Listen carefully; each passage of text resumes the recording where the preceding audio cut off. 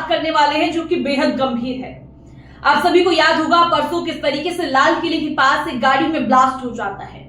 उस ब्लास्ट में किस किस का नाम शामिल है, इस पूरे ब्लास्ट मामले में क्या क्या नए खुलासे हुए, इन सभी चीजों पर आज हम बात करेंगे और जानेंगे। आपने डॉक्टर उमर का नाम सुना होगा, डॉक्टर शाहीन का नाम सुना होगा, डॉक्टर मुजम्मिल का नाम सुना होगा, कई नाम सुने होंगे। काफी लोगों को समझ नहीं आ रहा है आखिर ये मामला क्या है और ये सभी मामले आपस में इंटरकनेक्टेड कैसे हैं। देखा गया था डॉक्टर मुजम्मिल की फरीदाबाद से सुबह गिरफ्तारी होती है। जम्मू कश्मीर पुलिस और फरीदाबाद पुलिस का ज्वाइंट ऑपरेशन था। मुजम्मिल के पास से कई चीजें बरामद की गई और उसी दिन शाम को दिल्ली में लाल किले के पास विस्फोट हो जाता है। अब बताया जा रहा है कि उमर और डॉक्टर मुजम्मिल आपस में मिले हुए थे, एक दूसरे को जानते हैं, दोनों एक दूसरे की करीबी हैं। अब ये दोनों एक दूसरे को कैसे जानते हैं और उमर डॉक्टर मुजम्मिल की गिरफ्तारी के बाद आखिर दिल्ली क्यों आया, उमर आखिर क्यों घबरा गया था, क्या उस पर भी शिकंजा कसने वाला था, कई सवाल आपके भी जहन में होंगे। इन सभी सवालों का आज हम इस लाइव वीडियो में बात करेंगे और सभी सवालों के आपके जवाब देंगे। जैसे ही डॉक्टर मुजम्मिल की गिरफ्तारी होती है, डॉक्टर उमर डर जाता है और वहां से निकल जाता है।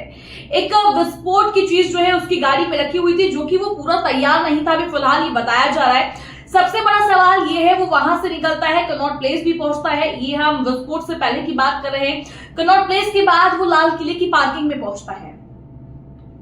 3:00 पर वो लाल किले की पार्किंग में एंट्री करता है और 3 घंटे तक वो उस पार्किंग के अंदर बैठा रहता है और गाड़ी से नहीं उतरता। आखिर वो 3 घंटे तक उस गाड़ी में क्या कर रहा था?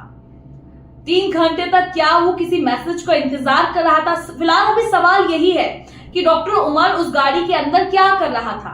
3 घंटे बाद वहां पे वो इंतजार करता है, फिर 6:48 पर उस पार्किंग से निकलता है और जैसे ही 6:52 पर वो सड़क पर पहुंचता है, जो सड़क यहां से सीधा जहां पर गाड़ी थी लाल किला जाती है सड़क, वहां पर एकदम से धमाका हो जाता है। पूरी गाड़ी के परखच्चे उठ जाते हैं और इस गाड़ी का जहां जहां पर पार्ट गिरता है वहां वहां पर आग लग जाती है। मतलब जो धमाका हुआ उस धमाके में कुछ ऐसी चीजों का इस्तेमाल किया, ज्वलनशील पदार्थ यूज करे गए जिससे आग लगी। क्योंकि जब वो धमाका हुआ वहां पर ना ही गड्ढा हुआ और जब इस तरीके के धमाके देखे जाते हैं तो बॉडीज ब्लैक पड़ जाती है और ना ही बॉडी ब्लैक की गई, नहीं तो इसलिए वहां पर जो है कोई अलग इक्विपमेंट्स का इस्तेमाल किया गया, अलग चीजों का इस्तेमाल किया गया।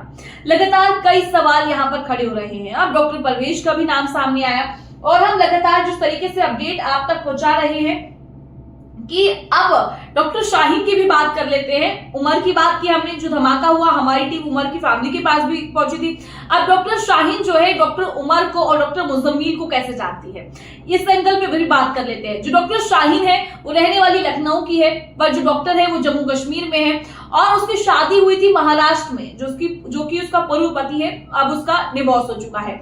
शादी के बाद, डिवोर्स होने के बाद वो आ जाती है फरीदाबाद में। यहाँ पर वो पढ़ाती है बच्चों को यूनिवर्सिटी में, एक यूनिवर्सिटी से जुड़ती है और यहाँ पर उसकी मुलाकात होती है डॉक्टर मुजम्मिल से। क्या डॉक्टर मुजम्मिल की वजह से ही उसका तलाक हुआ था? कई सवाल यहाँ पर खड़े हो रहे हैं। क्या वो यहाँ पर आकर डॉक्टर मुजम्मिल की करीबी बनी थी? और जो डॉक्टर शाहीन है ये महिलाओं का ब्रेन वॉश करती थी, एक ये बात भी सामने आ रही है। सबसे ज्यादा जो काम करती थी ये महिलाओं का ब्रेन वॉश करती थी और महिलाओं में जो है वहां पर ये लीड करती थी और इन सभी चीजों में ये भी सक्रिय थी। और अब डॉक्टर परवेश की भी काफी चर्चाएं हो रही है, जो कि लखनऊ में है। फिलहाल उसको दिल्ली लाया जा रहा है और यहाँ पर पूछताछ की जाएगी। अब डॉक्टर परवेश कौन है, आपके मन में भी ये सवाल आ रहा होगा। डॉक्टर परवेश डॉक्टर शाहीन का भाई है।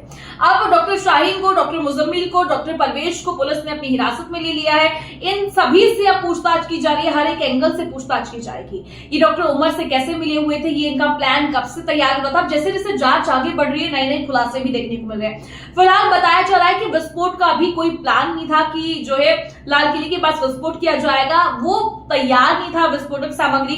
इस वजह से भी विस्फोट देखने को मिला और वो पैनिक हो गया था। जिस तरीके से डॉक्टर मुजम्मिल की गिरफ्तारी हुई थी, इस वजह से एकदम से विस्फोट हुआ। और अब देखा जा रहा है ये जांच जो है एनआईए को सौंप दी गई है। एनआईए अब इस पूरे मामले की जांच पड़ताल कर रही है। अब जो मौके से सैंपल भी बरामद की गए हैं उन सभी सैंपलों को लैब भेज दिया गया है। अब जब लैब से वो सैंपल सामने आ जाएंगे, जब देखने वाली बात होगी क्या नए खुलासे देखने को मिलते हैं। फिलहाल इस पूरे हादसे में कई लोगों की मृत्यु हुई, कई लोग घायल हुए, जिनको एलएनजेपी अस्पताल में भर्ती कराया गया है। अस्पताल में भी सभी तरीके की व्यवस्थाएं देखने को मिल रही है और उनका इलाज अच्छे से किया जा रहा है।